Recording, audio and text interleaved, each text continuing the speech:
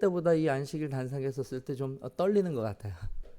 하나님께서 오늘 이 자리가 더욱 하나님께 영광이 되는 자리로 하나님께서 꼴지어 주셨다고 하는 확신을 지울 수가 없습니다. 자, 이제 우리가 화요일부터 함께 나누었던 이 구원에 관한 말씀의 마지막 이제 시간이 되었습니다. 물론 마지막이라고 제가 말씀을 드렸지만 설교 말씀이 끝나는 것은 아니고요. 앞으로도 우리 목사님을 통하여 더 이 부분에 있어서 더 확실하고 분명한 예언의 말씀들을 통하여 저와 여러분들이 반드시 다시 만나겠죠. 예, 제가 여기 다시 오는 것을 말씀드리는 것이 아니라 우리가 하늘에서라도 다시 만났을 때 정말 우리가 지금보다 더 크게 영적으로 또 성장하고 또 하나님 앞에 더 거룩한 모습으로 서게 되는 그 모습으로 만나게 될 것을 확신합니다. 확신합니다. 너무 행복한 또 기간이었고 또 이 일을 위하여 수고하여 주신 모든 성도님들께 다시 한번 진심으로 감사를 드립니다. 자, 전환이 안 되는 것 같아요. 그죠?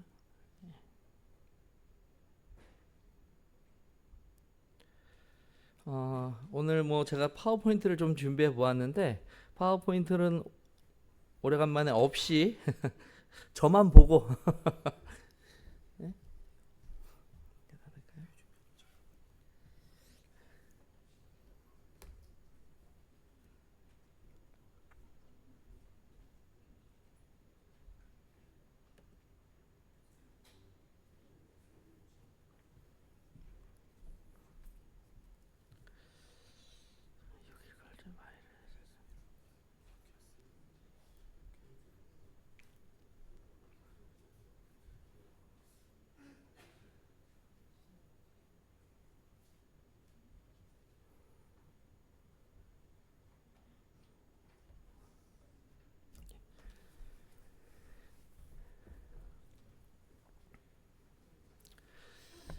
제가 오늘 올라올 때 20분, 오늘은 꼭 20분까지 설교를 마쳐야 된다고 말씀해 주셔서 오늘은 인사도 없이 빨리빨리 해서 말씀을 마쳐야겠다 생각했는데 생각보다 인사가 굉장히 길어지고 있네요. 그래도 조금만 기다려 주시기 바랍니다. 이 말씀을 함께 보면서 하는 것이 훨씬 저와 여러분들에게 유익할 것이라고 믿습니다. 오늘날 우리들이 살아가고 있는 이 시대는 무엇보다도 우리가 가지고 있는 믿음을 매우 강하게 공격하고 또 공격받고 있는 시대에 저와 여러분들이 살고 있습니다. 사실 이 시대에 우리가 예수님을 믿고 생활하며 감사합니다. 생활하면서 신앙한다고 하는 것은 사실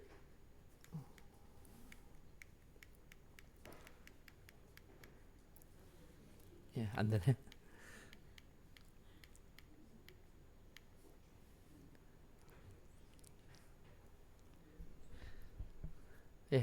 감사합니다. 한다는 것은 그렇게 쉬운 일은 아닙니다. 성경에 요즘 시대는요, 베스트셀러 이 책들을 우리가 서점에서 쉽게 가서 찾아보게 되면 참 우리의 가슴을 아프게 하는 책들이 가장 잘 팔리고 가장 인기 있는 책 순위를 늘 점령하고 있어요. 아마 여러분들도 보셔서 아셨을 것입니다. 그 중에서 바로 이 책이죠. 누구는 신하다고요? 우리가 지난 화요일부터 시작해서 우리가 진리라고 믿고 우리의 구원자라고 확신하고 있는 그 예수를 사실 이 세상에서는 한낱 신화라고 조롱합니다. 그런 거짓말, 지어낸 이야기, 날조된 이야기 이런 것들을 믿고 2000년대, 2024년에도 아직도 그걸 믿고 생활하는 사람들이 있다는 것을 답답하다고 이야기합니다. 이거는 조금 낮은 표현이고요. 뭐라고 표현합니까? 한심하다고 표현하죠. 제가 목사가 되고 나서 믿지 않는 저의 이 친척들에게 실제로 이런 소리를 많이 들었어요. 너 참 한심하다. 근데 좀 돈을 잘 버는 직장을 택해서 부모님을 잘 모셔야 될 텐데 네가 장남이 돼서 이 신학가가 웬 말이냐. 좀 많이 들었어요. 예. 정말 성경, 우리가 믿고 있는 이 예수가 거짓이라고 한다면 무엇이 거짓이라는 것을 말하는 것이냐면 그 예수님에 관한 기록인 성경이 거짓말이라고 말하는 것입니다. 다시 말하면 예수를 믿지 않는 자들은 본질적으로 무엇을 거절하고 무엇을 부인하는 것이에요? 그렇죠. 성경과 이 성경의 기록을 부인하는 것입니다. 예. 그렇다면 과연 우리가 이 성경과 성경의 기록들에 대해서 좀 어떻게 받아들여야 할까?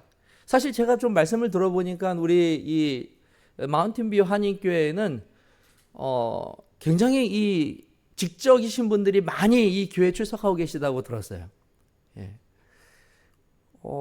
그렇다면 이 마운틴뷰 교회 이렇게 아주 지적인 수준이 높으신 성도님들은 이 오래되고 캐캐 묵은 책이 어떤 이유로 이것이 진리라고 이것이 확실한 하나님의 말씀이라고 그렇게 받아들이고 믿고 계신 것입니까?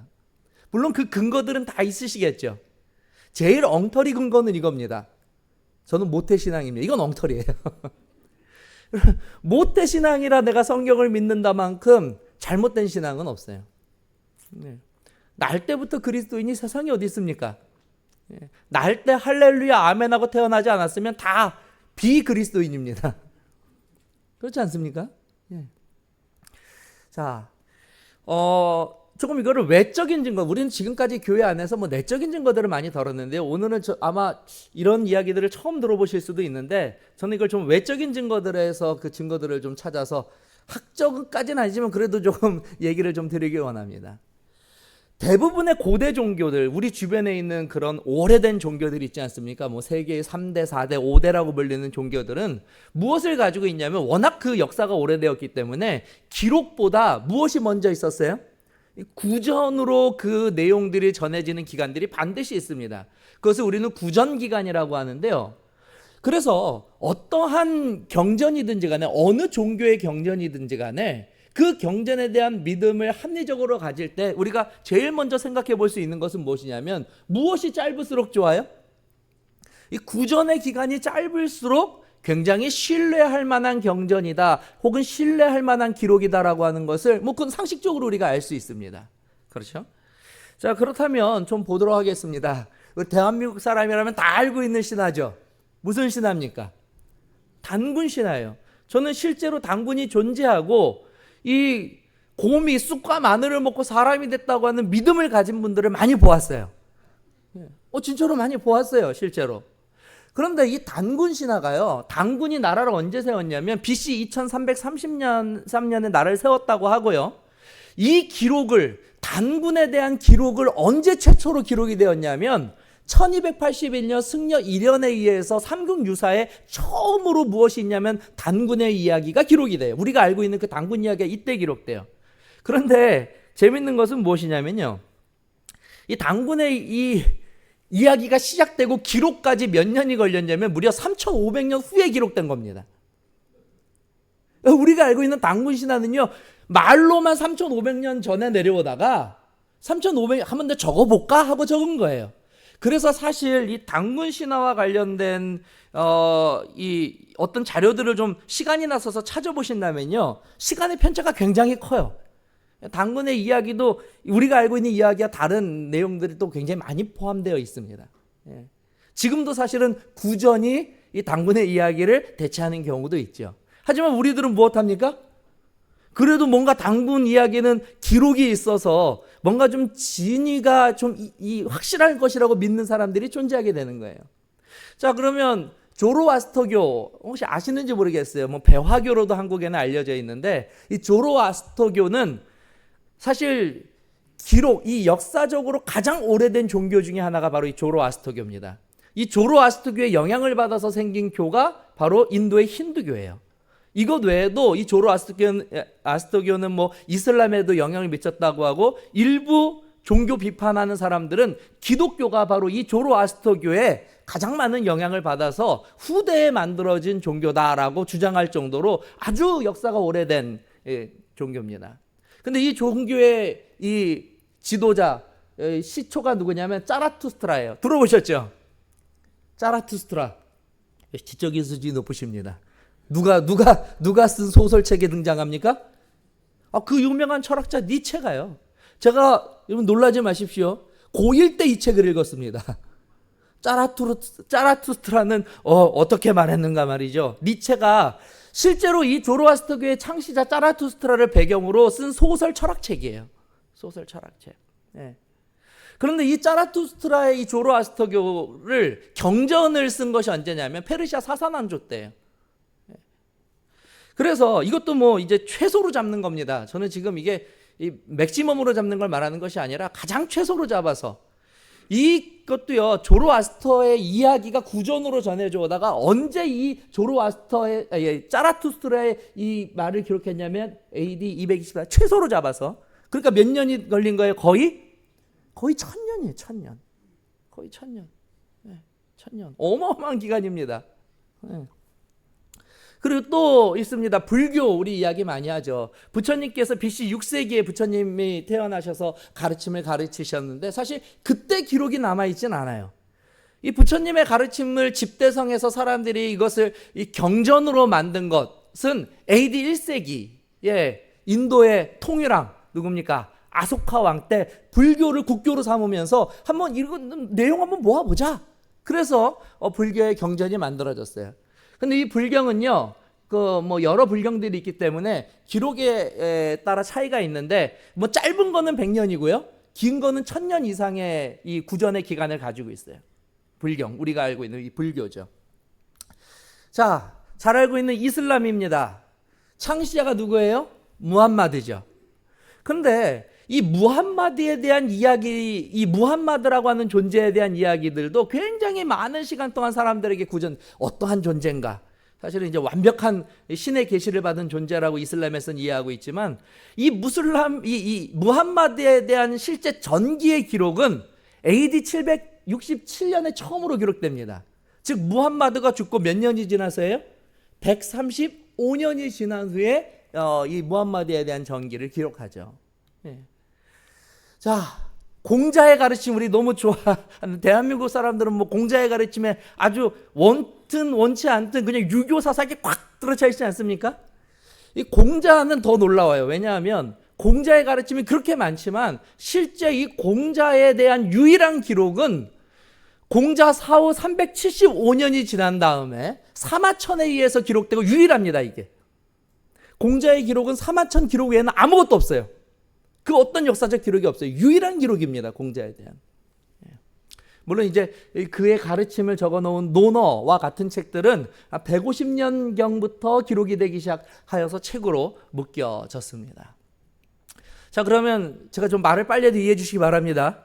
13분 남아서 그래요. 자, 그래서 예수님에 대한 기록, 우리가 잘 알고 있는 사복음서에 대해서 좀 이야기해 볼게요.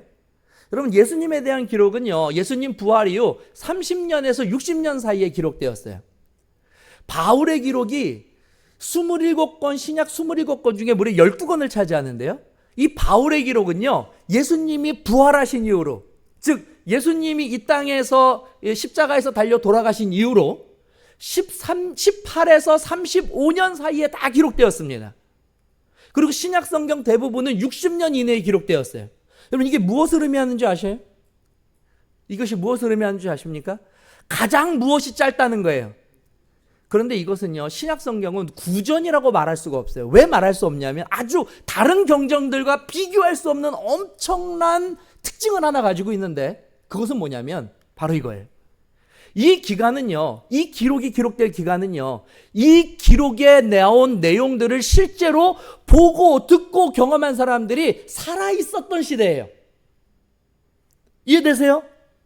이 신약 성경을 적을 때에는요, 다른 경전과 달리 옛날에 그런 사람이 있었고 이런 말을 했고 이런 사건이 있었대. 그래도 뭐라고 말을 할 수 없어요. 왜요? 못 봤으니까요. 뭐 경험을 못 했으니까요. 그 사람이 그런 말을 했는지 들어본 적이 없으니까 그런 옛날 얘기가 있나 보다 하고 넘어가지만, 신약 성경은 다르다고요. 왜냐하면 그때 예수님이 말이야, 그때 오병이어의 기적을 해서 이 많은 사람들을 먹이고 12광 이거 얘기했는데, 잘못 얘기하면 어떻게 돼요? 잘못 얘기하면 헛소리 하지 말라고. 야, 내가 그 자리에 그때 있었는데 내가 그 자리 그때 있었는데 무슨 5천 명, 야 5명도 못 먹었어. 이러면 이 기록이 되었다고 해도 무엇할 수 없을까요? 이 기록이 그 진위가 금방 드러나고요. 이것이 더 이상 사람들에게 그것이 진리로, 즉 사실로 받아들여질 수 없었을 것입니다. 놀라운 사실은요, 성경만이 그 기록과 생존자가 공존했던 똑같은 기간을 가지고 있다고요. 네. 그래서 성경을 자세히 살펴보시면요, 이런 내용이 굉장히 많이 나와요. 이런 기록들이. 읽어보겠습니다. 시작. 그들을 불러 경고하여 도무지 예수의 이름으로 말하지도 말고 가르치지도 말라 하니 베드로와 요한이 대답하여 이르되 하나님 앞에서 너희 말을 듣는 것이 하나님의 말씀을 듣는 것보다 옳은가 판단하. 20절이 너무 좋아요. 시작. 우리는 보고 들은 것을 말하지 아니할 수 없다. 아니, 세상에 어떤 기록이 내가 듣고 내가 봐서 기록한다라고 하는 경전이 어디 있습니까? 성경에만 이런 기록들이 있어요. 내가 봤고 내가 들었고 내가 그 자리에 있었다. 이걸 다른 말로 뭐라고 합니까? 우리가 많이 쓰는, 교회에서 많이 쓰잖아요. 증인이에요. 증인. 법정에서 증거가 채택될 때 가장 많은 이 여부를 판단하는데 이 도움이 되는 것이 바로 증인 아닙니까? 살아있는 사람들이 직접 본 거예요. 그리고 게다가 복음서는요, 얼마나 많은 사본들이 존재하는지 그리스어 사본만 5,660, 이게 공식적인 겁니다. 그리고 라틴어 사본이 10,000개, 그 외 언어로 기록된 사본이 8,000개. 그래서 약 24,000개의 이 신약 성경의 사본이 존재해요. 아까 공자는 몇 개 있다고 그랬어요? 공자 하나 있어요, 하나. 네. 현존하는 어떤 사본보다 압도적인 기록의 양을 자랑합니다. 아이고. 근데 사본이 많다는 것은 무엇을 의미하는 것입니까? 비교가 가능하다. 이게 진위의 여부를, 이 사본과 저 사본을 보면서 틀리거나 뭔가 수정하거나 고치거나 이 사람 저 말하고 저 사람 저 말한 거 고친 거 이런 거 보면은 사본이 많으니까 무엇할 수 있다는 겁니까? 비교가 가능해요. 근데 현재 이 신약 성경 다시 저도 이제 신학과를 다니고 있지만 말이죠. 세상에 얼마나 많은 신학과가 있습니까? 여러분, 이 신학과가 성경을 가르치는 학과라고 이해하시면 큰일 납니다. 어떤 경우에는요, 성경을 비판하고 비평하는 학자들이 모인 곳이 신학과예요. 수세기 동안 많은 학자들이 이 성경이 정말 진짜인가 해서 이 문서를 얼마나 파고들었는지 몰라요. 막 글자 하나, 점 하나를 가지고 진위를 무엇하려고요? 걸고 넘어지려고요. 예. 신약 성경은 풍부한 사본을 바탕으로 연구가 진행되었고, 학계에서 공인된 일치성은, 학계에서 일치하는 게 우리 믿음은 100%이지만 이 까다로운 학자들마저도 99.5%가 그 기록들이 다 일치하고 있다고 말하고 있어요. 예. 이건 놀라운 사실입니다. 제가 정말 지난 학기에 정말 너무너무 힘들게 언어를 이제 패스하고 있는데 히브리어 헬라어가 왜 이렇게 어려운지 모르겠어요. 왜냐하면 막 점 하나에도 막 글자 하나 삐침의 길이에 따라서 내용이 완전히 달라져요. 네. 근데 점 하나의 유무에도 뜻이 달라지는 고대 사본의 특징들을 우리가 다 생각할 때는요, 무려 2만행으로 이루어진 성경의 원문의 편차가 무려 0.5%밖에 되지 않는다는 것은 얼마나 우리가 가지고 있는 이 하나님의 말씀이 우리가 믿는 믿음 외의 외적인 증거들로도 믿을 만한 것인지를 과학적이고 이성적이고 합리적으로 우리에게 말해주고 있는 것입니다. 그렇다면 우리가 하나 더 생각해 볼 필요가 있어요. 이 내용은 그렇다고 쳐도 궁금한 건 이거예요. 그런데 왜 하필 누구를 기록했냐는 거예요? 왜 하필 예수를 기록했냐는 거예요. 이게 다 예수 이야기입니다. 신약 성경은. 그렇죠? 그 당시에 수많은 사람들이 살았고, 특히 유대는요, 로마의 점령하에 있었기 때문에 당시에 우리나라로 치면 영웅들이 많았어요. 유관순 이런 영웅들 있잖아요. 안중근 이런 영웅들이 많았어요. 독립운동을 하는. 이런 영웅들에 대한 이야기들을 적으면은 책이 잘 팔리고 사람들에게 이게 잘 읽혀지고 공감을 받겠죠. 그런데요, 예수는 어떤 자였냐면 당시 사람들이 무시할 정도의 나사렛 출신의 목수의 아들이었어요. 그분이 인기가 좀 있긴 했지만 사람들에게 어떻게 받아들였냐면 무명으로 왜 무명인. 그렇다고 인기 있는 독립운동을 한 것도 아니고 뭔가 영웅적인 전투에서 이긴 것도 아닙니다. 그냥 갈릴리 호숫가를 돌아다니면서 하나님 말씀을 전했던 당시에 수없이 많았던 랍비, 바리새인 뭐 이런 사람들, 율법사 중에 한 명으로 통했었던 사람이에요, 예수가. 심지어 나이를 굉장히 중요하게 여기는 동양적인 사상에서 33살에 뭐 하냐면 요절한 사람입니다. 그것도 그 당시에 살벌한 로마 군인들에 의해서 십자가에 달려서 죽은 사람이죠. 볼 거 아무것도 없는 사람이에요. 그런데 이 사람에 대해서 사람들이 셀 수 없이 많은 기록을 남겼다고요. 우리 중에 이루어진 사실에 대하여 처음부터 목격자와 말씀의 일꾼이 된 자들이 전하여 준 그대로 내력을 저술하려고 붓을 든 사람이 많았다 라고 그랬어요. 너도 나도 누구 이야기를 적었다는 거예요. 왜요? 이 볼 것 없는 사람의 이야기를 왜 기록합니까?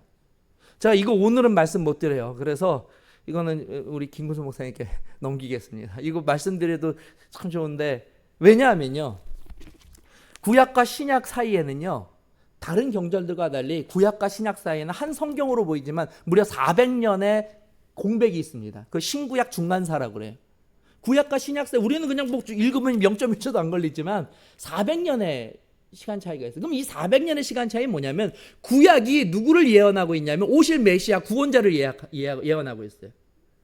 약 2000개에서 3000개 가량의 예언들을 담고 있습니다. 메시아에 대한 예언을요. 그런데 400년이 지난 후에 예수라는 사람이 태어났는데 이게 웬일이에요? 이 예수가 예언된, 이 메시아가 오겠다고 예언된 베들레헴에서 태어났는데, 성경을 보니까 구약 성경에 미가서에 보니까 베들레헴에서 누가 태어나요? 이게 그래, 베들레헴에서 사람 많이 태어나, 그럴 수 있지. 그럴 수 있지. 아니 근데 태어나는 그 과정들을 보니까 이름도 막 이상하게, 또 천사들도 나타나고 이름도 나타나고 동방박사 다 예언된 내용이에요, 구약 성경에. 그리고 나서 태어나서 고난을 받고 이집트로 갔다가 다시 돌아오는데, 이 모든 내용들이 말이죠, 하나하나 살펴보는데 구약 성경을 알고 있는 400년 전에 구약 성경의 기록들을 알고 있는 사람들이 하나하나 맞춰보다 보니까 이 족보까지 다 맞아요. 그럼 예수가 누구란 뜻입니까? 예수가 예언된 메시아라는 거예요. 이 사실이 깨달아지니까 사람들이 무엇을 하게? 붓을 들어서 적기 시작하는 거예요. 내가 봤다, 내가 경험했다, 내가 그분의 말씀을 들었는데 그분은 확실히 오시겠다고 약속된, 우리가 가지고 있는 구약 성경에 약속된 우리의 구원자이시다. 근데 그분이 나를 위해 십자가에 달려 돌아가셨고 죽은 지 3일 만에 부활하셨고 우리들의 눈앞에 나타나셔서 우리를 하늘에 데려가시겠다고 약속해 주셨다. 내가 봤다. 그 자리에 있었다. 내가 그분의 못자국 난 손, 그것을 보았고 그의 이 못자국 난 발도 내가 보았다. 그러니까 난리가 난 것입니다. 기록을 한 것이에요. 너도 나 이 사실을 알리기 위해서 바로 그 기록을 우리가 보고 누구를 믿는 거예요? 예수가 나의 구원자라는 것을 확신하는 것입니다. 여러분, 저와 여러분들의 믿음의 근거가 얼마나 확실합니까? 그렇지 않습니까? 교회 다니는 사람은 한심하게 보면 안 돼요. 저 그럴 때마다 화가 너무 납니다. 나도 대학 나왔고 나도 그래도 학교 다닐 때 좀 똑똑하다는 소리도 들었고, 그리고 지금은 대학원까지 공부하는데 이 모르는 사람들은요, 저 광신자들 아무런 이성적, 합리적, 논리적 근거 없이 그냥 어려서부터 교회 다녀가지고 그냥 가가지고 아멘 할렐루야, 자기 뭘 믿는지도 모를 거야, 이렇게 취급받는 게 너무 자존심 상해요. 너무 자존심 상해요. 아닌데 말이죠. 이게 일반 역사에는 예수님에 관한 기록이 없다라고 또 꼬투리 잡으려면 막 잡잖아요. 야, 니들이 가지고 있는 성경에만 얘기하는데 그게 진짜냐? 아니에요. 여러분, 일반 역사에도 예수님에 관한 기록이 너무나 많습니다. 우리가 잘 아는 요세푸스, 타키우스, 플리와 루기안 지방 총독들에 대한 기록들, 이게 다 이런 것들이에요. 다. 그래서 에드윈 야마우치라는, 이거 기독교인이 아닙니다. 이분은 기독교인이 아닌데 마이애미 대학교 유대 헬라 문학 석좌 교수인데, 이분은 이 외적인 자료들을 찾아서 연구해요. 성경의 외적인 자료이 진짜인가. 그런데 어쨌든 이런 부분에 있어서 그 외적인 기록들도 하나 의심 없이 사실을 기록하였던 것이 확실하다라고 하는 것을 연구를 통하여서 또 발표하고 있습니다. 이게 요세푸스의 기록이 조작될 가능성이 있는가, 너무나 많은 반증들이 있어요. 이거 논문 찾아보시면 됩니다. 그래서 일반 역사와 성경의 기록이 일치하는 내용들을 우리가 또 쉽게 찾아볼 수 있습니다. 학계에서 인정하는 고대 자료, 예수님의 생애에 대한 고대 자료는 45개 정도. 예수님의 사건들이 있죠. 우리가 알고 있는 기적의 사건들. 그런 것들이 외부에 기록되어 있어요. 성경 말고. 그 외부의 기록들만 해도 129번의 기록들을 우리가 찾아볼 수 있어요. 그래서 예수는 단순히 자신에 대한 역사적 자료들을 많이 가졌을 뿐만 아니라 상당히 많은 분량의 질적인 자료들을 가진 역사적 인물 중 한 사람이다. 그에 대한 자료는 고대에서 가장 공식적으로 언급된 것들이며 가장 입증된 삶을 보여주는 자료들 중에 하나다라고 공식적으로 학계에서 인정되고 발표되고 있습니다.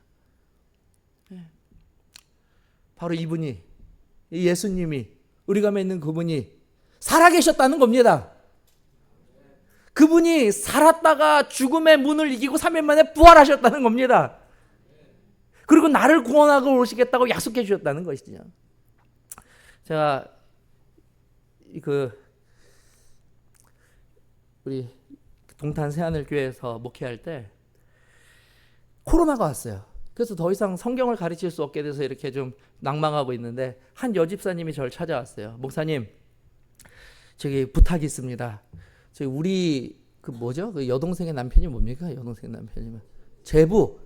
우리 제부 성경 공부 좀 해주세요. 그래요. 코로나 기간에 그런 제안을 받으니까 너무 좋아요. 그래서 뭐 어떤 일이에요? 그랬더니 우리 제부가 이제 우리 여동생이 결혼할 때 제부가 신앙이 없어서 그 부모님이 반드시 침례받고 결혼하라고 했는데 이 똑똑한 내 여동생이 뭐라고 했냐면 신앙은 그런 게 아닙니다.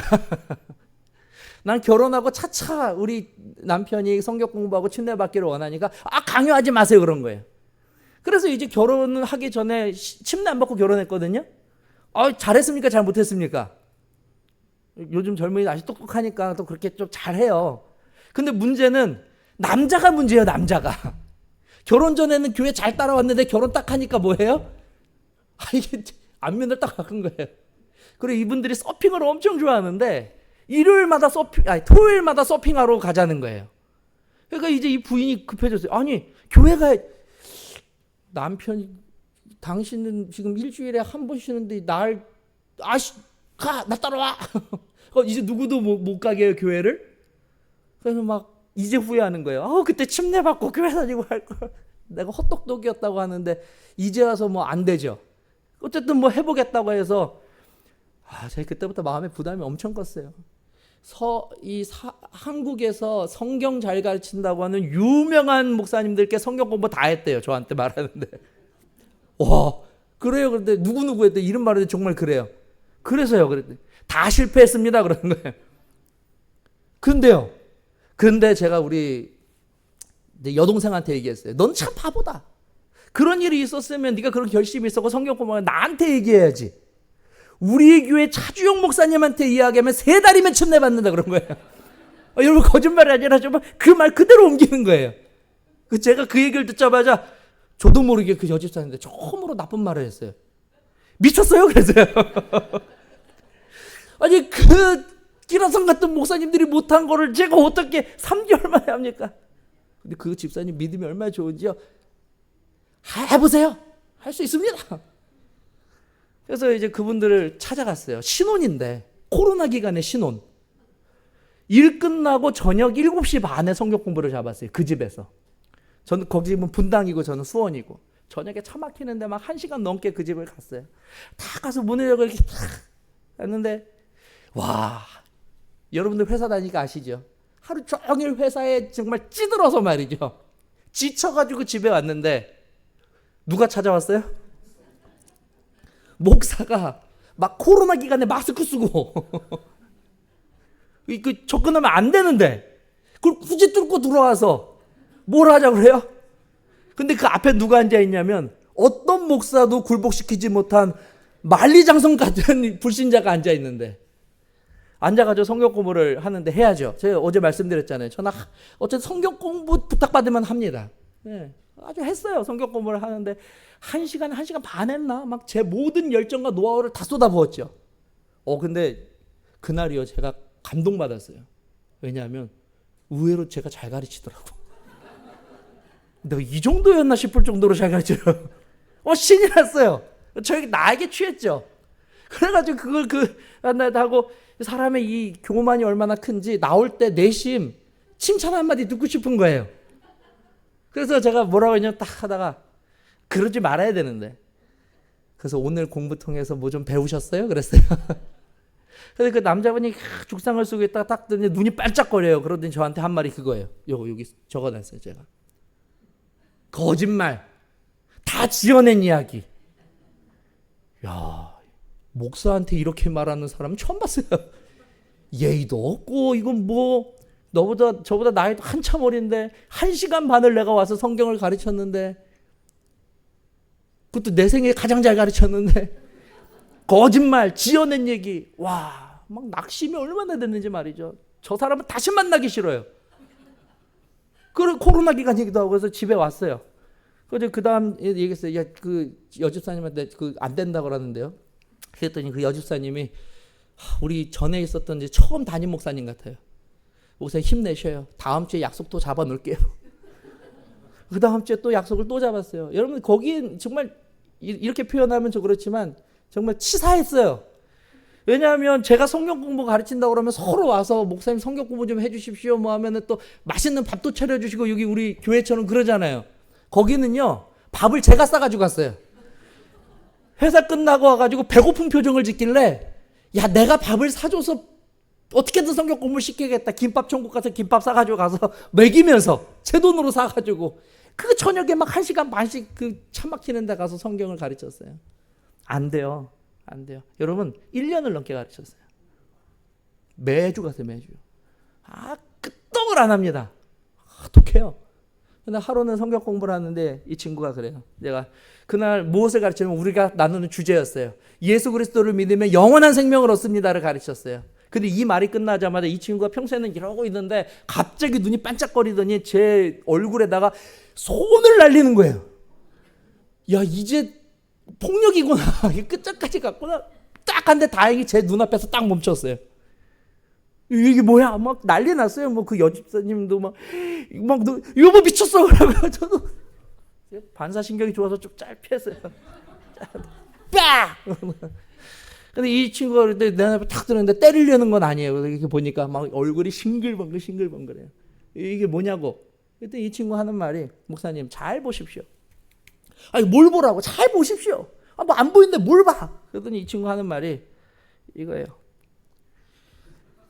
자기 손금을 보래요. 무슨 뜬금없이 성경 보는데 왜 그랬다 봤더니요. 생명선 이게 뭐 생명선이라서 잘 몰라요. 그때 알았어요. 이 생명선이요. 여러분들 이거 오늘 설교 끝나 이거 기억하지 마시고 생명선이 이 친구는요 팔목까지 내려가 있더라고요. 이거 내가 봤을 때 분명히 이거 기형인데 이 친구는 이게 평생 자랑인 거예요. 그래도 저한테 뭐라고 하냐면 목사님 보십시오. 전 타고날 때부터 이미 오래오래 삽니다. 그러니까 나한테 와서 이거 가르칠 필요 있다는 거예요, 없다는 거예요. 근데 이런 사람을 1년을 넘게 가르치고 이런 사람을. 와, 야, 이거 가야 되겠다. 이제 도대체 이게 안 되겠다. 제가 오늘 이게 이전에 설교한 내용들 있죠? 여러분, 이걸 제가 왜 오늘 설교했는지 아세요? 이때 이 친구가 맨날 거짓말 하길래 이 친구 설득하려고 제가 공부한 내용들이에요. 저 얼마나 열심히 공부했는지 아시겠죠? 네. 그렇게 해서 이 친구한테 했는데, 근데 갑자기 그때 성령께서 저에게 지혜를 주셨어요. 죄송합니다. 이게 시간이 좀 넘어가는데. 괜찮을까요? 성령께서 저에게 지혜를 주셨는데, 그때만큼 감사할 데가 없어요. 제가 낭망하고 있는 그 찰나에 갑자기 제 머릿속에 뭐가 팍 치는데, 갑자기 이제 그 친구가 의기양양해서 손을 내리려는 순간 제가 그 사람 손을 팍 잡았어요. 또 놀랐어요. 목사님 왜 그러세요? 아니 할 말이 있다고. 자꾸 그 친구에게 이렇게 그땐 정말 성령의 지혜였어요. 이 친구가 이렇게 얘기했어요. 좋아. 오늘 성경 공부해서 끝냅시다. 그리고 오늘은 내가 공부 좀 합시다. 당신이 지금 나에게 이 선 하나가 긴 것 때문에 오래 살 거라고 주장했는데 합리적이고 이성적이고 그리고 논리적으로 나한테 이것을 입증해봐라. 나도 좀 믿어보자. 내가 지금까지 내 믿음을 이렇게 오랫동안 과학적, 역사적, 성경적으로 당신한테 증거를 드리며 근데 당신이 아니라고 했는데 오케이, 이건 믿는다 그러니까 이거 얘기해봐라. 나 오늘 집에 안 가나? 얘기 들어봐. 하나라도 돼보라. 하나라도 돼보라 그랬어요. 하나라도. 기분이 얼마나 좋든지 말이죠. 이 친구가 처음으로 뭘 깨달았더라고요. 그래요. 그래요. 되게 똑똑한 사람이거든요. 대기업 다니는 친구예요. 좋은 대학 나와서. 그러니까 제가 하는 말을 다 무시했던 거예요. 그런데 쓸데없이 뭘 믿고 있었어요? 지금까지 이렇게 똑똑한 사람이? 손금 믿고 있었어요. 얼마나 감사한지 얘기해봐라. 얼마나 살래 그래서. 병원 가봐야 되는 거 아니야? 너무 밑으로 내려왔다. 나는 그렇게 얘기했어요. 한마디도 못해요. 한마디도. 그러더니 겸손해졌어요. 한마디 못하면 그냥 내가 계속 얘기했으니까 잘 들어 그랬어요. 그래서 워낙 친해졌어요. 뭐 한참 하니까 이제 뭐 반말해도 될 정도로 친해져서 들으라고 성경을 가르쳤어요. 여러분 이 친구 성경 3년 6개월 넘게 가르쳤어요. 이러고도 독하게 그냥 그 다음부터는 근데 거짓말한 말은 안 하더라고요. 내가 뭐라고 할까봐, 내가 손금 얘기할까봐 말 안 해요. 그리고요 침례 받았어요. 얼굴 봐 얼마나 개구장입니까? 배운 게 있잖아요. 저 이전에 침례 줄 때. 그래서 딴 사람보다 좀 더 오래 담갔어요.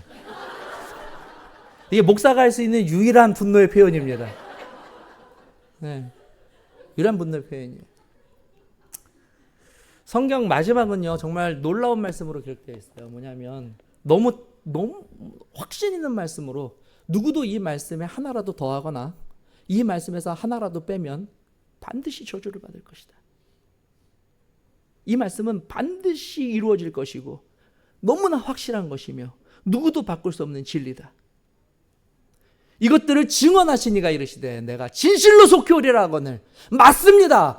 이 말씀이 진리입니다. 나는 그렇게 믿습니다. 아멘. 주 예수의 오시옵소서로 끝나요. 성경은. 우리가 믿고 있는 것이 얼마나 놀라운 진리입니까? 얼마나 확실한 말씀입니까? 이것이 확실하다고 하는 우리의 믿음이 생기면은요 얼마나 든든한지 몰라요. 신앙하면서 얼마나 행복한지 몰라요. 이게 신앙하는 진짜 가치이고 기쁨이고 행복. 이걸 발견해야 돼. 이걸 발견해야 돼요. 내가 믿는 게 진짜라는 것을.